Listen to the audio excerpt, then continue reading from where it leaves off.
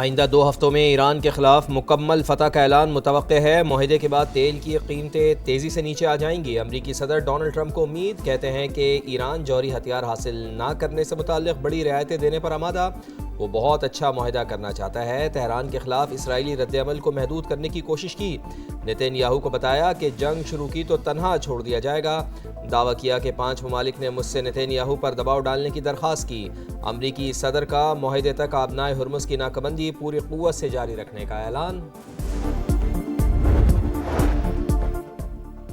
امریکہ کے ساتھ مذاکرات میں پیش رفت ہو رہی ہے۔ اقوام متحدہ میں ایرانی سفیر امیر سعد ایراوانی کی اعتراف، بتایا پاکستان کے ذریعے مذاکرات جاری، ابھی حتمی ڈرافٹ تیار نہیں ہوا، تاہم فریقین بات چیت کے عمل کو آگے بڑھا رہے ہیں۔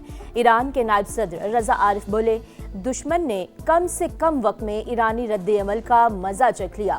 ہمارے بھرپور حملوں کے بعد اسرائیل جنگ بندی کی بھیک مانگنے پر مجبور ہو۔ آپریشن نصر نے ایرانی مزاحمت کی تاریخ رقم کی، ہم کسی سے جنگ نہیں چاہتے۔ ٹرمپ کے بیانات ان نکات سے متصادم تھے جن پر اتفاق ہوا۔ امریکہ جنگ بندی چاہتا ہے، نہ ہی مذاکرات۔ اپنے عوام کے حقوق کے دفاع کے لیے فیصلہ کن جواب دینا ہوگا۔ اسپیکر باقر غالباف کا رد عمل، کہا ہم صرف نعروں یا وعدوں کے ساتھ آگے نہیں بڑھنا چاہتے، سمندری ناکہ بندی کو دشمن کی ایک اور ناکامی میں تبدیل کر دیں گے۔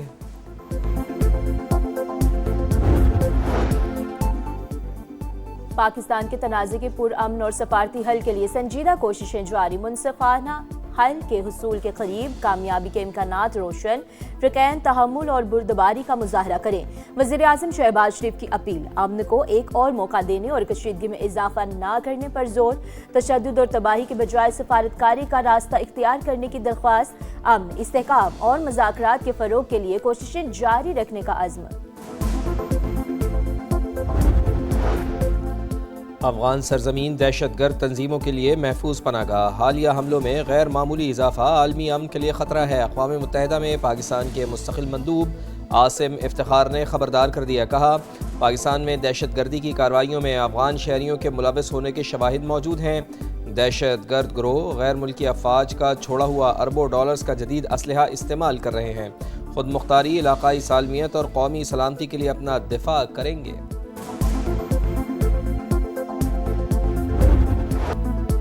حکومت پیپلز پارٹی کو منانے میں کامیاب، جیالوں نے بجٹ منظوری میں تعاون کے لیے گرین سگنل دے دیا۔ صدر مملکت آصف علی زرداری سے وزیر اعظم شہباز شریف کی ملاقات، اہم رہنماؤں کی بھی شرکت، ایک دوسرے کی بیشتر تجاویز سے اتفاق، دونوں جماعتوں کی صوبوں سے ٹیکس وصولی کے حوالے سے طریقہ کار پر گفتگو، ٹیکسوں میں رد و بدل اور نئے ٹیکسوں کے نفاذ سے متعلق لائحہ عمل پر بھی تبادلہ خیال، بعض قابل عمل نکات پر تکنیکی کمیٹیوں کی مشاورت جاری۔ وسائل اور مسائل کو دیکھتے ہوئے دونوں ایک دوسرے کے لیے سپیس دیں گے۔ صدر مملکت کا بجٹ میں عوامی فلاح، صوبوں کے حقوق اور معاشی استحکام کو ترجیح دینے پر زور، کہا بجٹ میں شرح ترقی اور عوامی فلاح کی اسکیموں کو ہم آہنگ کرنے کی کوشش کی جائے۔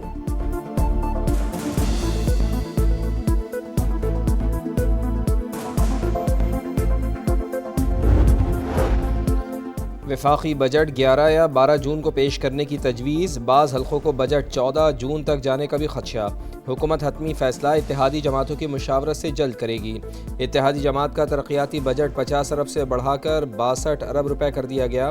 سولر پینلز پر جی ایس ٹی، تنخواہوں، پینشن اور کم از کم اجرت میں اضافہ حل طلب مسائل، فریقین کے درمیان تنازع حل کرنے کے لیے اعلیٰ اختیاراتی کمیٹی بھی تشکیل۔ اتحادی جماعت کو مطمئن کرنے کے بعد آئی ایم ایف کو بھی اعتماد میں لینا ہوگا۔ وفاق این ایف سی میں سے صوبوں سے کچھ حصہ واپس لینے کا خواہاں۔ قومی اقتصادی کونسل کا اجلاس 10 جون، اقتصادی سروے 11 جون کو پیش کیے جانے کا امکان۔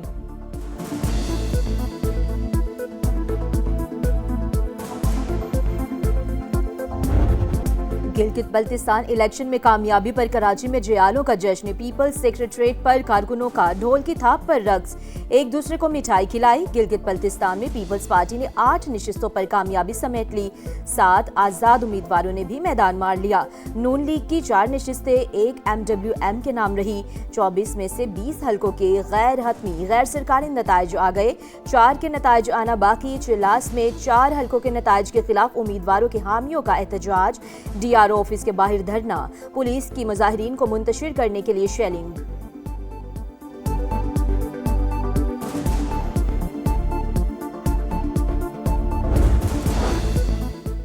گلگت بلتستان میں مسلم لیگ نون اور پاکستان پیپلز پارٹی کی اتحادی حکومت بننے کا امکان، وفاق اور صوبوں کی طرز پر طے شدہ فارمولہ لاگو کرنے کی تجویز۔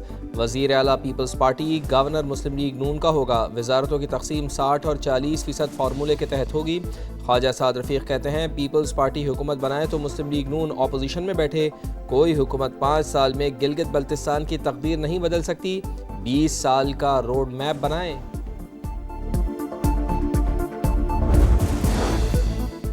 اپوزیشن نے گلگت بلتستان الیکشن سلیکشن قرار دے دیا، انتخابی نتائج مسترد کر دیے۔ بیرسٹر گوہر کا دھاندلی اور بوگس ووٹ ڈالنے کا الزام، 8 نشستوں پر پی ٹی آئی امیدواروں کے کامیاب اور صرف 3 کے فارم 47 ملنے کا دعویٰ، وائٹ پیپر جاری کرنے اور احتجاج کا اعلان۔ خیبر پختونخوا کے ساتھ سوتیلا سلوک جاری رہا تو این ای سی اجلاس میں شرکت مشکل ہوگی۔ سہیل آفریدی نے وفاقی حکومت کو آگاہ کر دیا، احسن اقبال سے ملاقات میں بولے وفاقی نمائندوں سے ملاقات کے بعد مسائل حل ہونے کے بجائے ناانصافی مزید بڑھ جاتی ہے۔ سہیل آفریدی کی مولانا فضل الرحمان سے ملاقات، وفاقی بجٹ صوبے کے شیئر سے متعلق امور پر اہم گفتگو، کہا این ایف سی میں ضم اضلاع کا حصہ نہیں مل رہا۔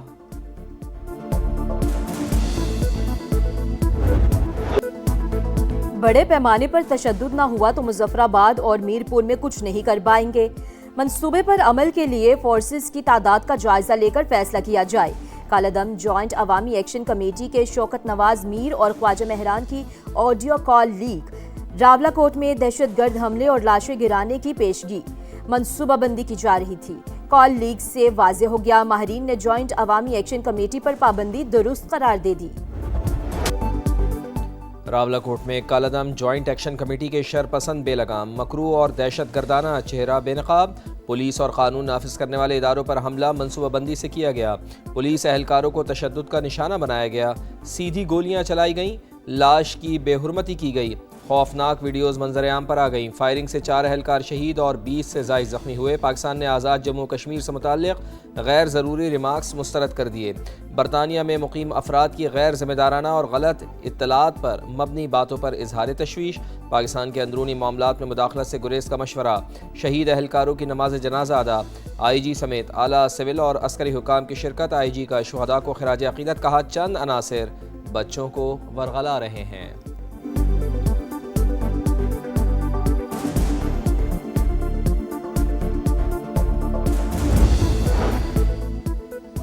روس کا یوکرین کے خارکیو ریجن پر حملہ، 3 افراد ہلاک، متعدد زخمی۔ یوکرین کا بھی جوابی وار، کریمیا میں ڈرون حملہ، فضائی دفاعی نظام متحرک۔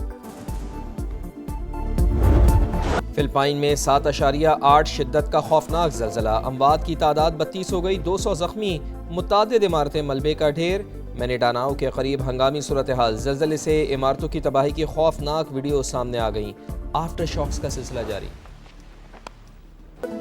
عروج سے زوال، کیریئر پر بڑا سوال، شاہین آفریدی کے ستارے گردش میں، ٹیسٹ کیریئر خطرے میں پڑ گیا۔ فاسٹ بالر ویسٹ انڈیز اور انگلینڈ کے خلاف ٹیسٹ سیریز کا حصہ نہیں ہوں گے، پی سی بی کا فاسٹ بالر کو ٹیسٹ کرکٹ سے دور رکھنے کا پلان۔ شاہین کو ریڈ بول کیمپ میں بھی جگہ نہیں ملی، فاسٹ بالر کا فرسٹ کلاس کرکٹ نہ کھیلنا بھی فیصلے کا بڑا سبب۔